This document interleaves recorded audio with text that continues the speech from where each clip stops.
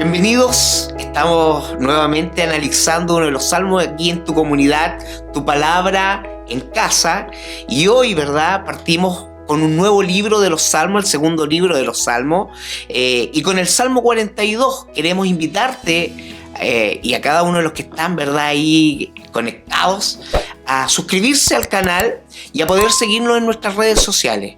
Hoy vamos a analizar el Salmo 42 y quiero presentarme. Soy el pastor Jorge Pino de Templo Esmeralda en Colina, y es todo un honor, ¿verdad?, estar con ustedes hoy día y poder participar en el análisis de este salmo, que es un salmo muy hermoso. Así que partimos con la lectura de la palabra del Señor, la cual está precisamente sacado y extraído del libro de los salmos, el Salmo 42, y de la versión Reina Valera del 60. Leemos su palabra. Dice de esta manera: al músico principal, másquil de los hijos de Coré. Como el ciervo brama por las corrientes de las aguas, así clama por ti, oh Dios, el alma mía. Mi alma tiene sed de Dios, del Dios vivo. ¿Cuándo vendré y me presentaré delante de Dios? Fueron mis lágrimas mi pan de día y de noche, mientras me dicen todos los días: ¿dónde está tu Dios?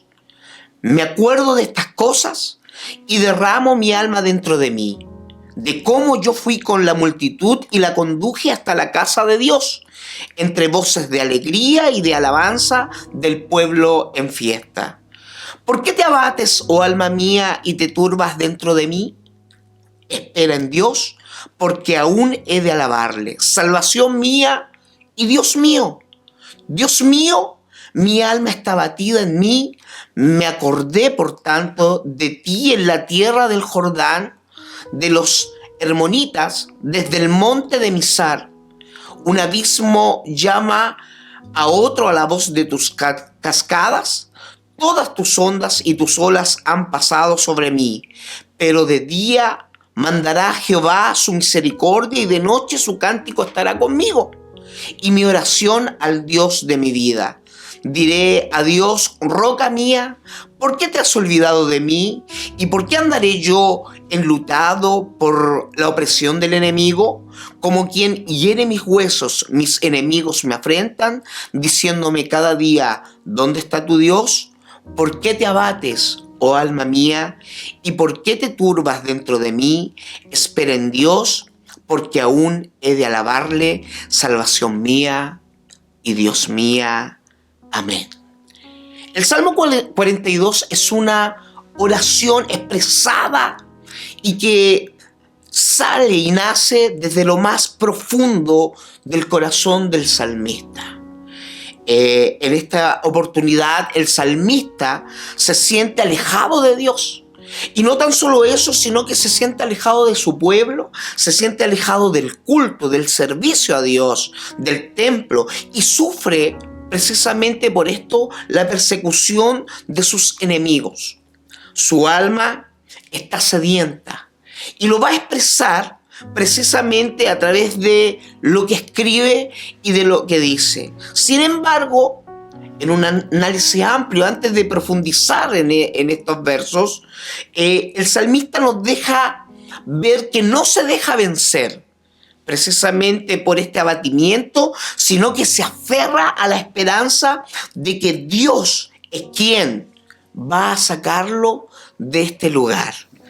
El salmista se habla a sí mismo, se pregunta por qué está triste, pero como él entiende que su salvación viene de Dios, se aferra a la esperanza y va a decirse a sí mismo: aún voy a alabar a Dios. Voy a hacer un análisis precisamente de este Salmo 42, que forma parte de los salmos penitenciales.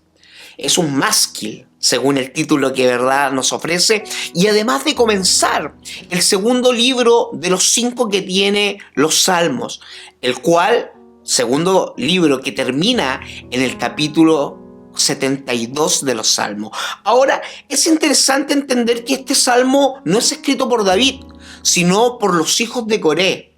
Hay una seguidilla de salmos, 7 en total, en este segundo libro, que son propios de los hijos de Coré. Un grupo de levitas encargado precisamente de la música y del canto en el templo. Ahora también es interesante y vamos a explorar precisamente este salmo verso por verso para entender el significado de lo que quiere expresar, ¿verdad? Este salmo, este másquil, por medio de la voz de los hijos de Coré.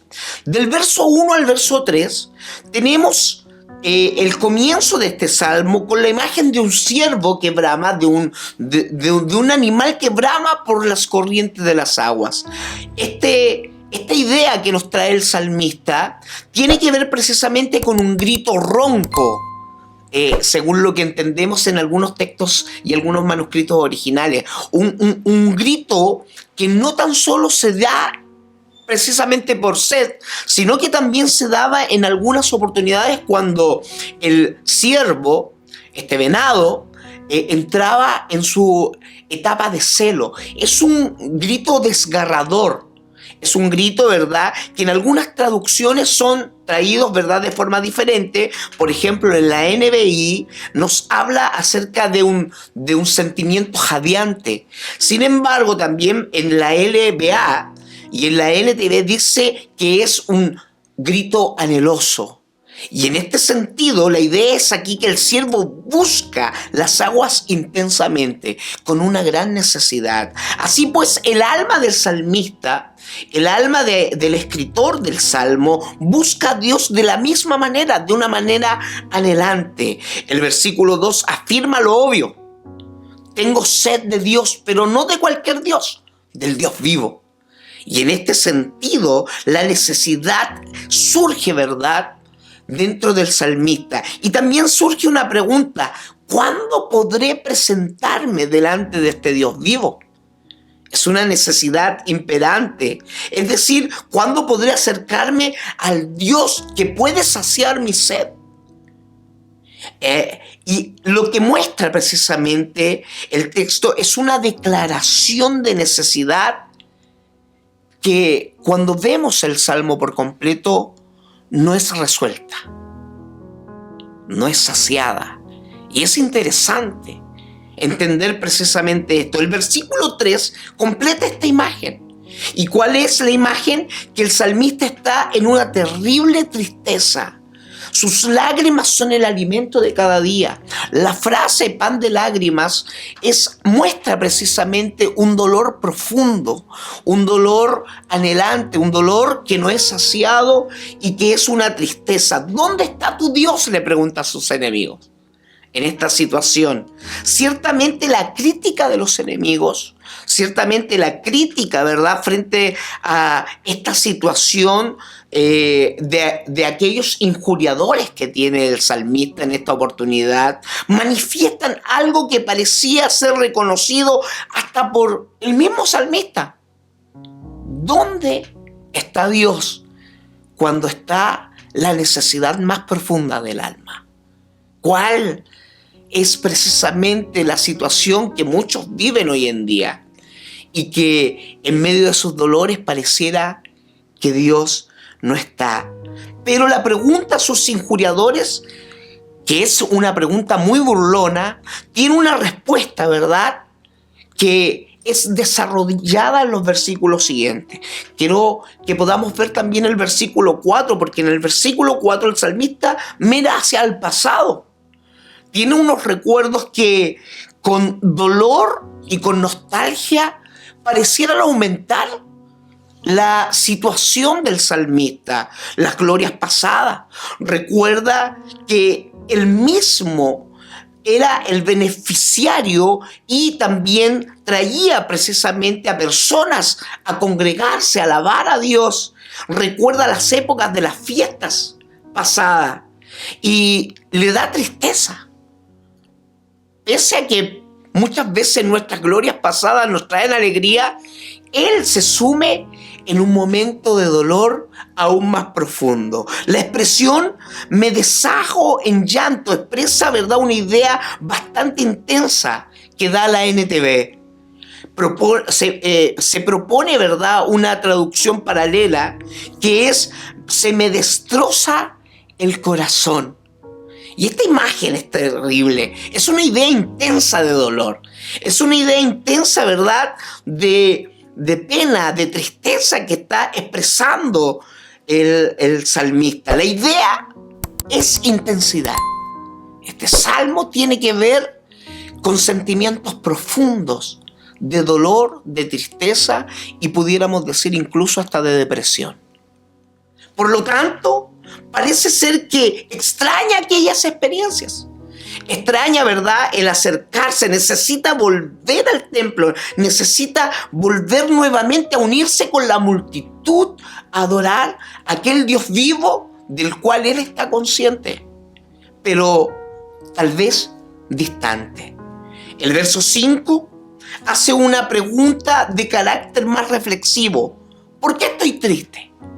Y es una pregunta que podemos hacernos nosotros en nuestros momentos difíciles. ¿Por qué estamos pasando por esto? ¿Por qué me siento de esta manera? Parece indicar varias razones. Y estas razones van desde estar lejos del pueblo de Dios, afligido tal vez por sus enemigos, pero el salmista reconoce que está bajo olas de Dios en el verso 7. Se encuentra de luto, está oprimido por sus enemigos, según el verso 9. Su agonía, según el verso 10, es intensa. La idea es que el desánimo, la tristeza, la aflicción y la exaltación de sus enemigos mientras él está humillado, al mismo tiempo él considera que está en un estado de relación tal vez lejana con Dios. Todo esto ha traído, ¿verdad?, el alejamiento de la presencia de Dios. Ante esta pregunta, la respuesta está en Dios, porque siempre la respuesta está en Dios. Su esperanza está en Dios. Por lo tanto, él ha decidido en esperanza alabar a Dios. Poner la esperanza en Dios implica dos cosas. La primera, que las circunstancias presentes tal vez no van a cambiar de inmediato. Por eso es necesario la esperanza. Y ni siquiera tal vez en el corto plazo. Hemos pasado por ahí. Hemos estado en esa situación. Nos hemos visto envueltos, ¿verdad?, de problemas y circunstancias que parecieran que no tuvieran salida.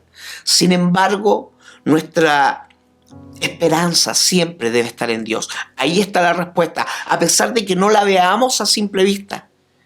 La respuesta siempre está en Dios, en algún futuro cercano o tal vez lejano, pero la respuesta siempre está en Dios. Y lo segundo, ¿verdad?, esto nos lleva a recobrar el ánimo. ¿Qué es lo que le sucede al salmista en este momento?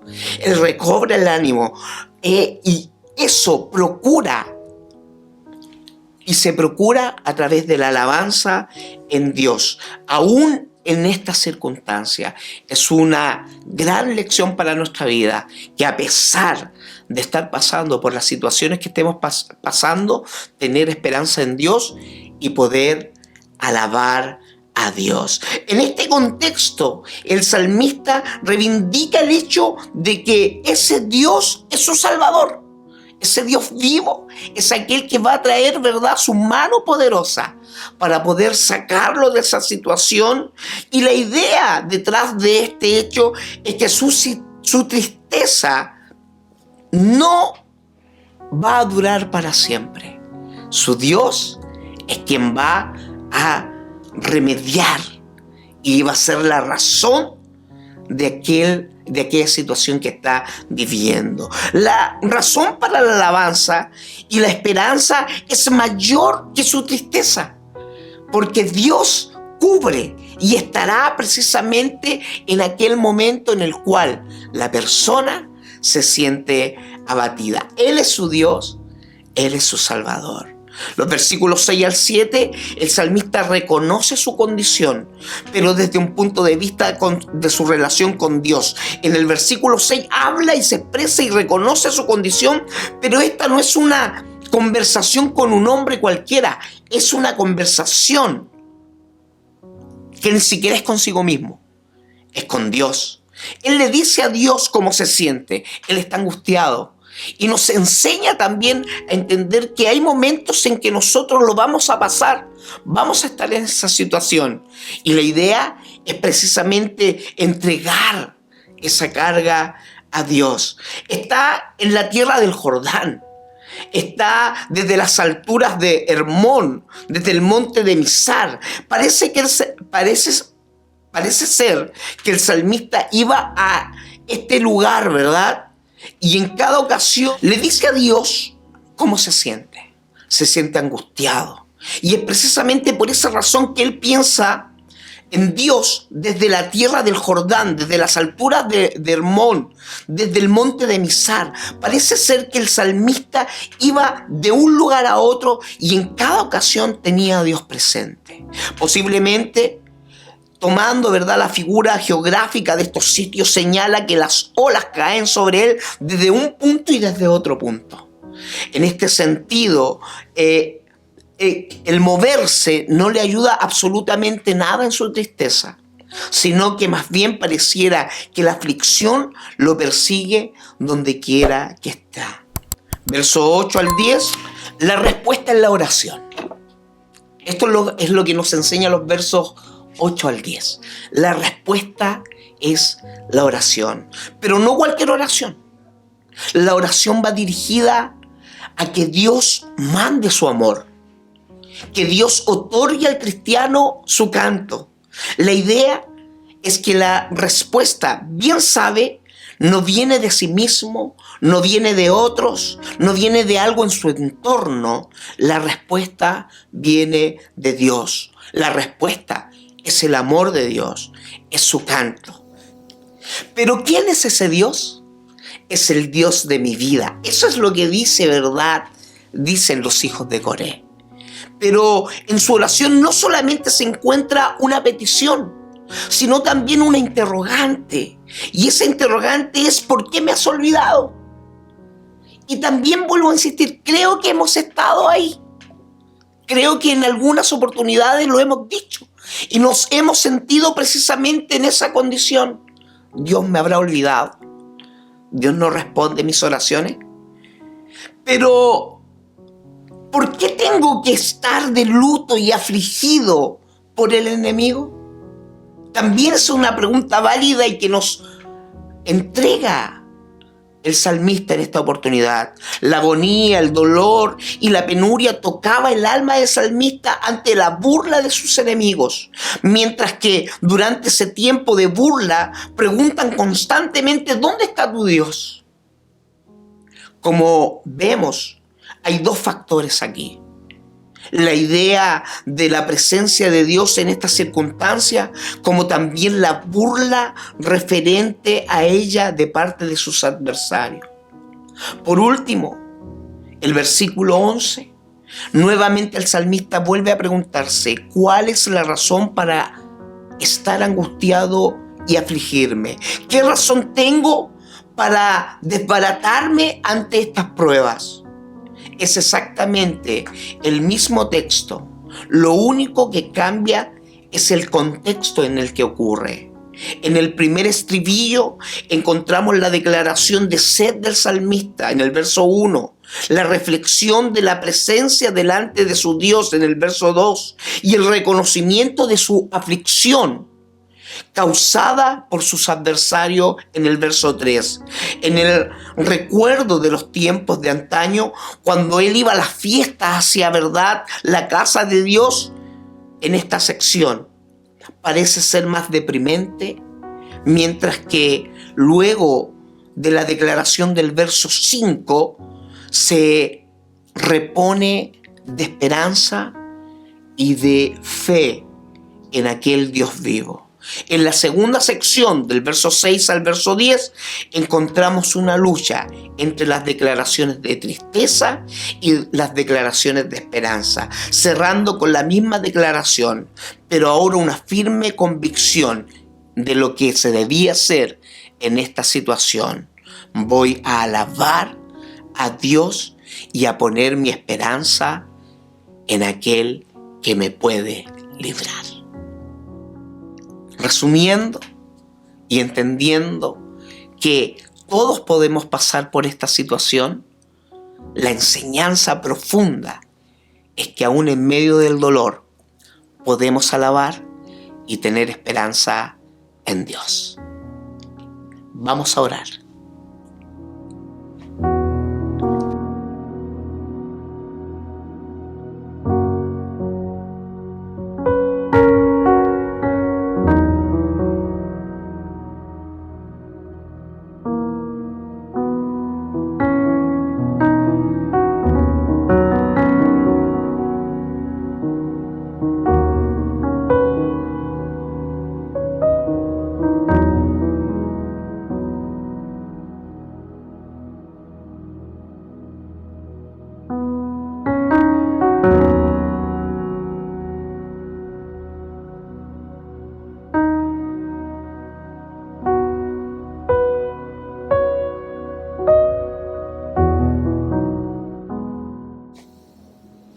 Padre, te damos gracias por poder examinar una vez más en este canal tu palabra en casa, un salmo que queremos que sea de bendición para cada uno de aquellos que lo leen y lo escuchan.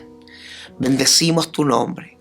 Ayúdanos a tener esperanza en medio de los momentos difíciles que pasamos. Ayúdanos como los hijos de Coré a entender que el momento de la aflicción es un buen momento también para tener esperanza y alabar tu nombre. Te agradecemos el poder analizar este salmo y rogamos que sea de bendición para muchos. En el nombre de Jesucristo. Amén. Les damos gracias por haber estado conectado a este canal de bendición. Esperamos que se suscriban, denle like, ¿verdad? Ahí a la campanita. Y también síganos en nuestras redes sociales. Tu palabra en casa. Que Dios les bendiga. Agradecemos su sintonía y un gran abrazo a toda la comunidad.